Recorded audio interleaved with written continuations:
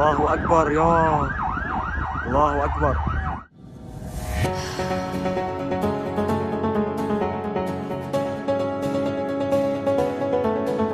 Momen mendebarkan terekam ketika seorang wanita Lebanon berdiri seorang diri menghadang tank tempur tentara Israel di Lebanon Selatan. Video yang kemudian viral di media sosial ini menuai berbagai pujian dari publik.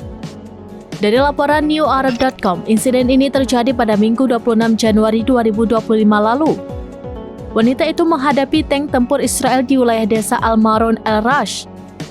Wanita tersebut terlihat berdiri dengan tangan terlentang sambil berteriak kepada tentara Israel yang akhirnya melepaskan tembakan.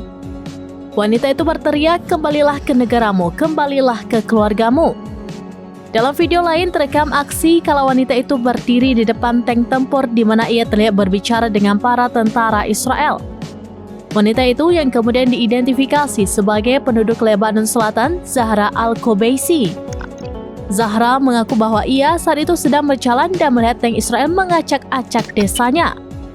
Zahra mengatakan bahwa saat itu para prajurit keluar dari kendaraan dan mengelilinginya, menyuruhnya untuk pindah atau mencari perawatan medis untuk luka di kepalanya.